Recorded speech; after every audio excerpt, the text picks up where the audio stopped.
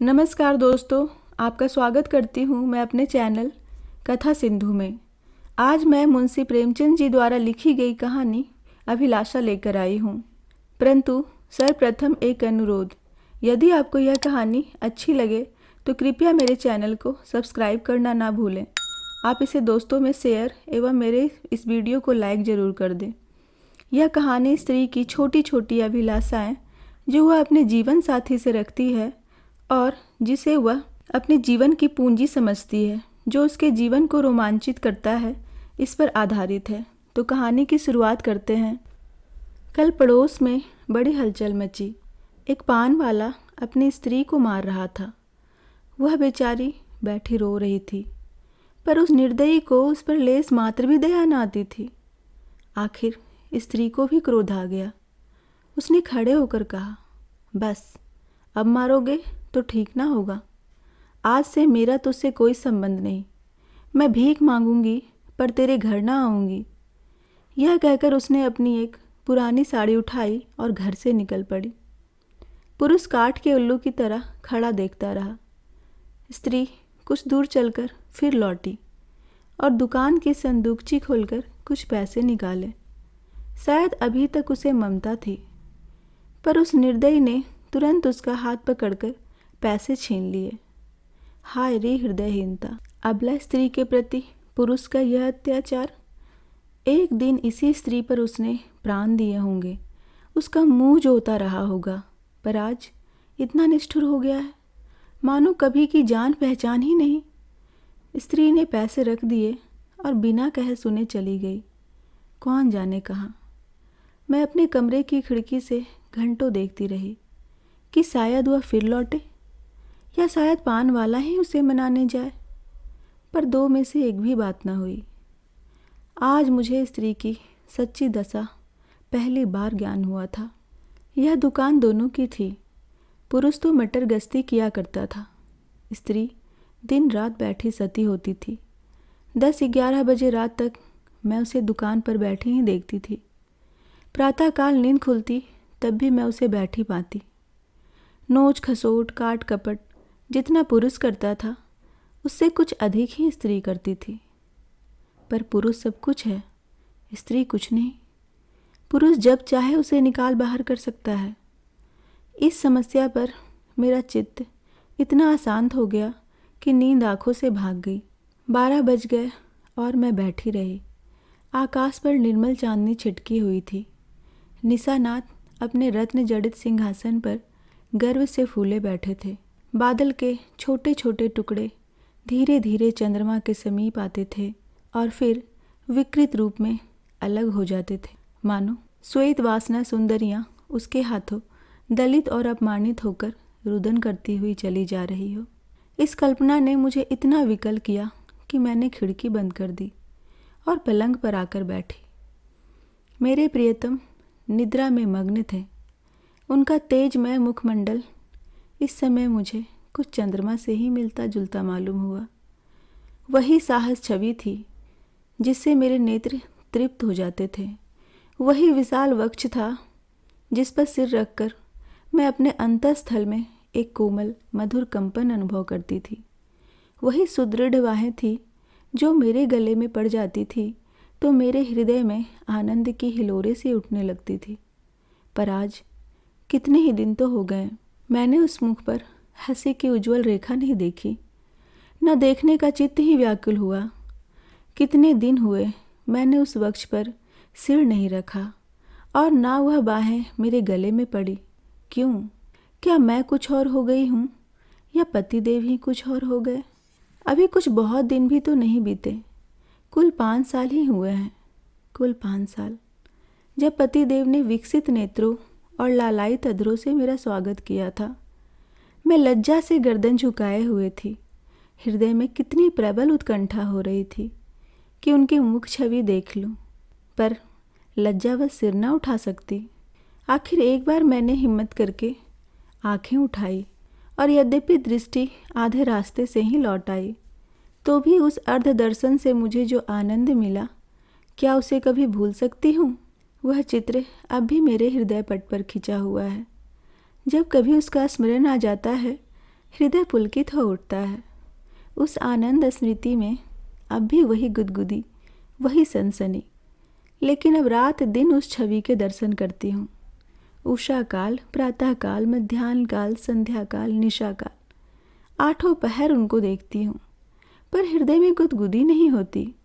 वह मेरे सामने खड़े मुझसे बातें किया करते हैं और मैं क्रोशिये की ओर देखती रहती हूँ। जब वह घर से निकलते थे तो मैं द्वार पर आकर खड़ी हो जाती थी, और जब वह पीछे फिरकर मुस्कुरा देते थे तो मानो मुझे स्वर्ग का राज्य मिल जाता था। मैं तीसरे पहर ही कोठे पर चढ़ जाती थी और उनके आने की बाट जोहने लगती थी।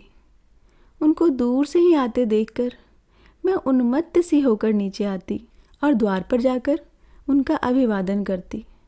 पर अब मुझे यह भी नहीं मालूम होता कि वह कब जाते हैं और कब आते हैं। जब बाहर का द्वार बंद हो जाता है तो समझ जाती हूँ कि वह चले गए। जब द्वार खुलने की आवाज़ आती है तो समझ जाती हूँ कि आ गए। समझ में नहीं आता कि मैं ही कुछ और हो गई हूँ या पतिदेव ही कुछ और हो गए हैं।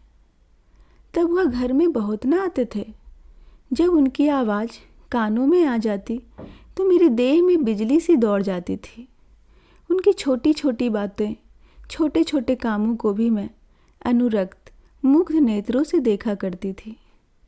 वह जब छोटे लला को गोद में उठाकर प्यार करते थे, जब टॉमी का सिर थपथपाकर उसे लिटा देते थे, जब बूढ़ी भक्तिन को चिढ़ाकर बाहर भाग जाते थे, जब बाल्टियों में पानी भर भर पौधे को सींचते थे, तब ये आंखें उसी ओर तो लगी रहती थी। पर अब वह सारे दिन घर में रहते हैं, मेरे सामने हंसते हैं, बोलते हैं, फिर भी मुझे खबर नहीं होती, न जाने क्यों। तब किसी दिन उन्होंने फूलों का एक गुलदस्ता मेरे हाथ में रख दिया था और मुस्कुराए थे। वह प्रणय का उपहार पाकर मैं फूली न समाई थी। केवल थोड़े से फूल और पत्तियां ही तो थी, पर उन्हें देखने से मेरी आंखें किसी भांति तृप्त ही न होती थी। कुछ देर हाथ में लिए रही, फिर अपनी मेज पर फूलदान में रख दिया। कोई भी काम करती होती तो बार बार आकर उस गुलदस्ते को देख जाती। कितनी बार उसे आंखों से लगाया, कितनी बार उसे चूमा। कोई 1 लाख रुपए भी देता तब भी मैं उसे न देती। उसकी एक एक पंखुड़ी मेरे लिए एक एक रत्न थी। जब वह मुरझा गया तो मैंने उसे उठाकर अपने बक्से में रख दिया था। तब से उन्होंने मुझे हजारों चीज़ें उपहार में दी है। एक से बढ़कर एक रत्न जनित आभूषण दिए हैं, एक से बढ़कर एक बहुमूल्य वस्त्र और गुलदस्ते तो वे प्रायः नित्य ही लाते हैं। लेकिन इन चीज़ों को पाकर वह उल्लास नहीं होता। मैं उन चीज़ों को पहनकर आईने में अपना रूप देखती हूँ और गर्व से फूल उठती हूँ। अपनी हमजोलियों को दिखाकर अपना गौरव और उनकी ईर्ष्या बढ़ाती हूँ। बस अभी थोड़े ही दिन हुए हैं उन्होंने मुझे चंद्रहार दिया है। जो इसे देखता है मोहित हो जाता है। मैं भी उसकी बनावट और सजावट पर मुग्ध हूँ। मैंने अपना संदूक खोला और उस गुलदस्ते को निकाल लाई। आह, उसे हाथ में लेते ही मेरी एक एक नस में बिजली दौड़ गई। हृदय के सारे तार कंपित हो गए। वह सूखी हुई पंखुड़ियाँ जो अब पीले रंग की हो गई थी, बोलती हुई सी मालूम होती थी। उसके सूखे मुरझाए हुए मुखों के अस्फुटित कंपित अनुराग में डूबे हुए शब्द साए साए करके निकलते हुए जान पड़ते थे। किंतु वह रत्न जड़ित कांति से दमकता हुआ हार स्वर्ण और पत्थरों का एक समूह था, जिसमें प्राण न थे, संज्ञा न थी, मर्म न था। मैंने फिर गुलदस्ते को चूमा, कंठ से लगाया, आर्द्र नेत्रों से सींचा और फिर संदूक में रख आई। आभूषणों से भरा हुआ संदूक भी उस एक स्मृति चिन्ह के सामने तुच्छ था। यह क्या रहस्य था? फिर मुझे उनके एक पुराने पत्र की याद आ गई। उसे उन्होंने कॉलेज से मेरे पास भेजा था।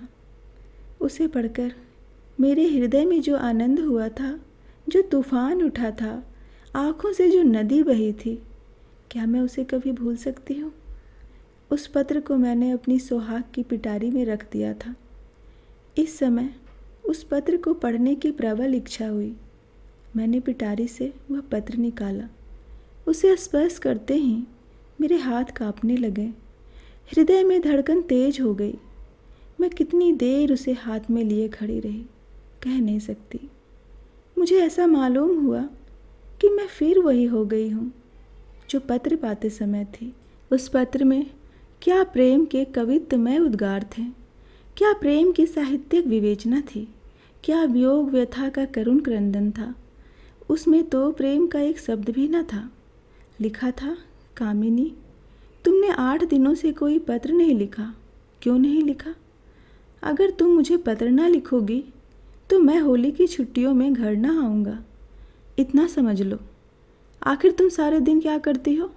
मेरे उपन्यासों की अलमारी खोल ली है क्या? आपने मेरी अलमारी क्यों खोली?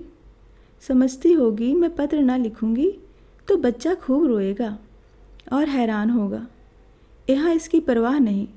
9 बजे रात को सोता हूँ तो 8 बजे उठता हूँ। कोई चिंता है तो यही कि फेल ना हो जाऊँ। अगर फेल हुआ तो तुम जानी जाओगी। कितना सरल, भोले भाले हृदय से निकला हुआ, निष्कपट, मानपूर्ण आग्रह और आतंक से पत्र भरा हुआ था। मानो उसका सारा उत्तरदायित्व मेरे ही ऊपर था। ऐसी धमकी क्या अब भी वह मुझे दे सकते हैं? कभी नहीं। ऐसी धमकी वही दे सकता है जो ना मिल सकने की व्यथा को जानता हो, उसका अनुभव करता हो। पतिदेव अब जानते हैं इस धमकी का मुझ पर कोई असर न होगा। मैं हंसूंगी और आराम से सोऊंगी, क्योंकि मैं जानती हूँ वह अवश्य आएंगे। और उनके लिए ठिकाना ही कहाँ है? जी हाँ, कहाँ जा सकते हैं? तब से उन्होंने मेरे पास कितने पत्र लिखे हैं। 2 दिन को भी बाहर जाते हैं तो ज़रूर एक पत्र भेजते हैं, और जब 10-5 दिनों को जाते हैं तो नित्य प्रति एक पत्र आता है। पत्रों में प्रेम के चुने हुए शब्द, चुने हुए वाक्य, चुने हुए संबोधन भरे होते हैं। मैं उन्हें पढ़ती हूँ और एक ठंडी सांस लेकर रख देती हूँ। हाय, वह हृदय कहाँ गया? प्रेम के निर्जीव भाव शून्य कृत्रिम शब्दों में वह अभिन्नता कहाँ है? वह रस कहाँ है? वह उन्माद कहाँ है? वह क्रोध कहाँ है? वह झुंझलाहट कहाँ है? उनमें मेरा मन कोई वस्तु ढूंढता है, कोई अज्ञात, अव्यक्त, अलक्षित वस्तु, पर वह नहीं मिलती। उनमें सुगंध भरी होती है। पत्रों के कागज आर्ट पेपर को मात्र करते हैं, पर उनका यह सारा बनाव सवार किसी गत यौवना नायिका के बनाव श्रृंगार के सदृश ही लगता है। कभी कभी तो मैं पत्रों को खोलती भी नहीं। मैं जानती हूँ उसमें क्या लिखा होगा। उन्हीं दिनों की बात है, मैंने तीज का व्रत किया था। मैंने देवी के सम्मुख सिर झुकाकर वंदना की थी। देवी, मैं तुमसे केवल एक वरदान मांगती हूँ। हम दोनों प्राणियों में कभी विच्छेद ना हो, और मुझे कोई अभिलाषा नहीं। मैं संसार की और कोई वस्तु नहीं चाहती।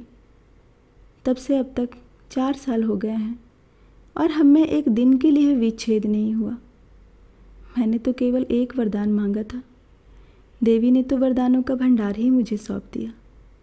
पर आज मुझे यदि देवी के दर्शन हो तो मैं उनसे कहूँ, तुम अपने सारे वरदान ले लो, मैं इनमें से एक भी नहीं चाहती। मैं फिर वही दिन देखना चाहती हूँ जब हृदय में प्रेम की अभिलाषा थी। तुमने सब कुछ देकर मुझे उस अतुल सुख से वंचित कर दिया जो अभिलाषा में था। मैं अब की देवी से वह दिन दिखाने की प्रार्थना करूँगी जब मैं किसी निर्जन जल तट और सघन वन में अपने प्रियतम को ढूंढती फिरूं। मैं नदी की लहरों से कहूँ, मेरे प्रियतम को तुमने देखा है? मैं वृक्षों से पूछूं, मेरे प्रियतम कहाँ गए? क्या वह सुख मुझे कभी प्राप्त न होगा? उसी समय मंद शीतल पवन चलने लगी। मैं खिड़की के बाहर सिर निकाले खड़ी थी। पवन के झोंके से मेरे केस की लटें बिखरने लगी। मुझे ऐसा आभास हुआ मानो मेरे प्रियतम वायु के उन उच्छ्वासों में हैं। फिर मैंने आकाश की ओर देखा। चांद की किरणें चांदी के जगमगाते तारों की भांति आंखों से आंख मिचोली खेल रही थी। आंखें बंद करते समय सामने आ जाती, पर आंखें खोलते ही अदृश्य हो जाती थी। मुझे उस समय ऐसा आभास हुआ कि मेरे प्रियतम उन्हीं जगमगाते तारों पर बैठे आकाश से उतर रहे हैं। उसी समय किसी ने गाया, अनोखे से नेही के त्याग, निराले पीड़ा के संसार, कहाँ होते हो अंतर ध्यान, लुटाकर सोने सा प्यार, लुटाकर सोने सा प्यार। यह पद मेरे मर्म स्थल को तीर की भांति छेदता हुआ कहाँ चला गया नहीं जानती। मेरे रोए खड़े हो गए, आंखों से आंसुओं की झड़ी लग गई। ऐसा मालूम हुआ जैसे कोई मेरे प्रियतम को मेरे हृदय से निकाले लिए जाता है। मैं जोर से चिल्ला पड़ी। उसी समय पतिदेव की नींद टूट गई। वह मेरे पास आकर बोले, क्या अभी तुम चिल्लाई थी? अरे अरे तुम तो रो रही हो, क्या बात है? कोई स्वप्न तो नहीं देखा? मैंने सिसकते हुए कहा, रोऊं ना तो क्या हंसूं। स्वामी ने मेरा हाथ पकड़कर कहा, क्यों? रोने का कोई कारण है या यूं ही रोना चाहती हो? क्या मेरे रोने का कारण तुम नहीं जानते? मैं तुम्हारे दिल की बात कैसे जान सकता हूँ? तुमने जानने की चेष्टा कभी की है? मुझे इसका सान गुमान भी न था कि तुम्हारे रोने का कोई कारण हो सकता है। तुमने तो बहुत कुछ पढ़ा है, क्या तुम भी ऐसी बातें कह सकते? स्वामी ने विस्मय में पढ़कर कहा, तुम तो पहेलियाँ बुझवाती हो। क्यों, क्या तुम कभी नहीं रोते? मैं क्यों रोने लगा? तुम्हें अब कोई अभिलाषा नहीं? मेरी सबसे बड़ी अभिलाषा पूरी हो गई। अब मैं और कुछ नहीं चाहता। यह कहते हुए पतिदेव मुस्कुराए और मुझे गले से लिपटा लेने को बढ़े। उनकी यह हृदयहीनता इस समय मुझे बहुत बुरी लगी। मैंने उन्हें हाथों से पीछे हटाकर कहा, मैं इस स्वांग को प्रेम नहीं समझती।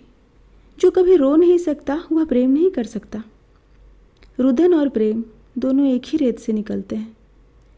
उसी समय फिर उसी गाने की ध्वनि सुनाई दी, अनोखे से नेही के त्याग, निराले पीड़ा के संसार, कहाँ होते हो अंतर ध्यान, लुटाकर सोने सा प्यार, लुटाकर सोने सा प्यार। पतिदेव की वह मुस्कुराहट लुप्त हो गई। मैंने उन्हें एक बार कांपते देखा। ऐसा जान पड़ा कि उन्हें रोमांच हो रहा है। सहसा उनका दाहिना हाथ उठकर उनकी छाती तक गया।